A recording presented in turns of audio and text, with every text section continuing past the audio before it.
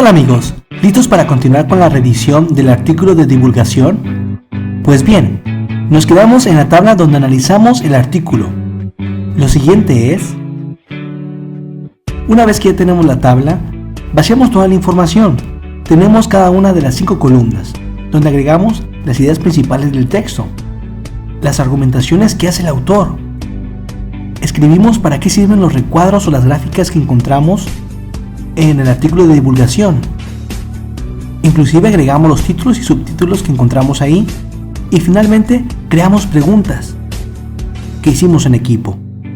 Ahora lo siguiente es irnos a las preguntas que creó el equipo y empezar a buscar nueva información. Para eso es muy importante que busquemos y anotemos en fichas de trabajo las respuestas y busquemos en internet o en algunas otras fuentes de información. Vamos a ver. Pasamos las preguntas a un nuevo tabulador y empezamos a hacer la búsqueda. Y esto fue lo que encontramos. En la primera pregunta, ¿por qué es tan peligrosa la influenza? Bueno, porque puede hacer que una enfermedad como asma, cardiovascular, enfermedades respiratorias crónicas se incrementen y maten a la gente. Esta información la encontramos en la fuente de guía para padres de la CDC de Estados Unidos. Al igual también, ¿a qué tipo de personas daña más esta enfermedad? Encontramos que las personas más vulnerables son las de 5 años y mayores de 65 años de edad, y esta información fue encontrada en el Periódico Universal de la Ciudad de México.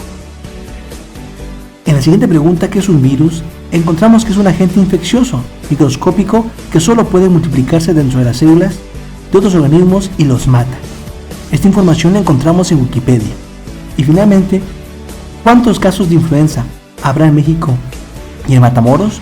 Bueno, encontramos que en lo que va del 2013 solo se ha presentado un caso en Matamoros de los 2.819 registros de enfermedades respiratorias. Y esto fue encontrado en Milenio, Tamaulipas.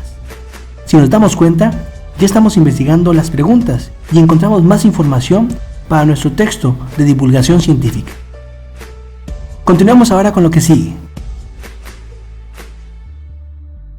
Una vez que ya tenemos las respuestas a nuestras preguntas, es momento de reeditar el artículo de divulgación con la información que buscamos y resumimos en la tabla. Vamos a ver los siguientes pasos. El primer paso es, de las preguntas que buscaste, escoge en qué subtítulos deben ir las respuestas que encontraste, para que más adelante las integres como parte de los párrafos. Pues bien, de las preguntas que nosotros hicimos, las vamos a integrar en los subtítulos que tenemos. Por ejemplo, la primera pregunta de por qué es peligrosa la influenza puede ir en el primer subtema, ¿cómo se comporta esta epidemia? Y la pregunta número 2 que investigamos, ¿a qué tipo de personas daña más esta enfermedad?, podría ir en el subtema de cómo se transmite la influenza. En la tercera pregunta que investigamos, ¿qué es un virus?, podríamos agregarlo en el subtema de panorama epidemiológico. Y finalmente, ¿cuántos casos de influenza habrá en Matamoros y en México? Bueno, podemos situarla en situación en México. De esta manera, vamos colocando las preguntas que investigamos en los subtemas que tiene ya el artículo de divulgación. Ese es el primer paso. El segundo paso es que modifiquemos el título o los subtítulos del artículo con temas semejantes o muy parecidos a la información que contienen. Podemos utilizar palabras sinónimas. Por ejemplo, aquí tenemos los 5 subtítulos. Vamos a ver. Tenemos lo que es cómo se comporta la epidemia de influenza A en México. Podemos ponerle cuál es la manera en la que la epidemia influenza ha afectado a México. En la segunda, ¿cómo se transmite la influenza? Bueno, podemos poner cómo se contagia la influenza. En la tercera, ¿cuáles son los síntomas?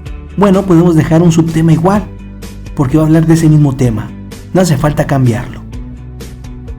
Cuando hablamos de panorama epidemiológico, podemos modificarlo como cómo se ve o reconoce esta enfermedad.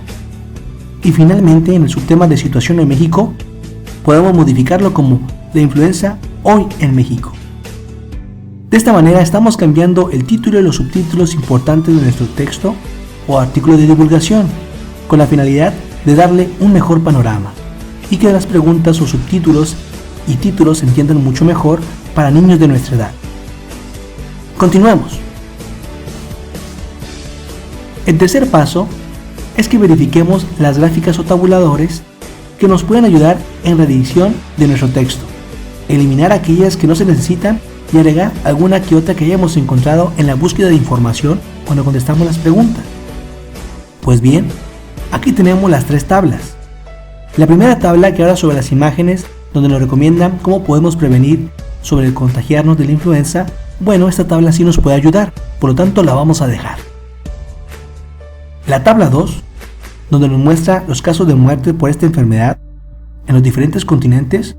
Bueno, esta tabla se puede eliminar, no hace falta agregarla. Ahí va a depender de lo que decida el equipo. Y finalmente en la tabla 3, donde da el número de casos de muertes en Sur y Centro de América, bueno, esta sí nos interesa, por lo tanto la vamos a anexar también. De esta manera, quitamos la tabla 2 y dejamos la 1 y la 3 para nuestro artículo de divulgación científica. Finalmente, en el paso número 4, la parte de argumentación se debe quedar igual. Cuando encontramos algún artículo, argumentaciones que hace el autor y otras fuentes, es muy importante dejarlas. ¿Por qué? Porque son muy importantes y fidedignas. Ahora bien, el siguiente paso. Por otro lado, las ideas principales de los párrafos sí se van a modificar y la recomendación es que las parafrasees, es decir, volver a escribir el texto pero con nuestras propias palabras, de tal manera que otro niño pueda entender la información fácil, claro y rápido. Vamos a hacer el ejercicio. Por ejemplo, tenemos aquí el primer texto. La influenza A es una enfermedad aguda de las vías respiratorias. Podemos decir que la influenza A es una enfermedad que da por las vías respiratorias. De esta manera somos más claros y directos. En el segundo párrafo, se transmite de persona a persona principalmente cuando el enfermo de influenza A expulsa gotitas de saliva al estornudar o tose sin cubrirse la boca y la nariz. Podríamos resumirlo que se contagia de persona a persona y más para aquellas personas que cuando estornudan o tosen no se cubren la boca y tienen esa enfermedad. Finalmente, en el tercer párrafo, se transmite también a través de las manos, mesas, teclados de computadora, artículos deportivos o manijas.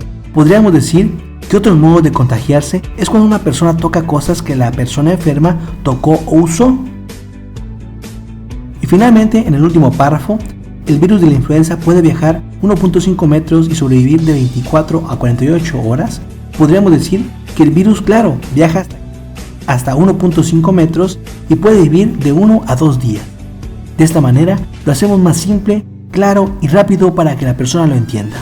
Por lo tanto, es muy importante que nosotros parafraseemos o volvamos a escribir los textos con palabras sencillas para que todos lo entiendan mucho mejor.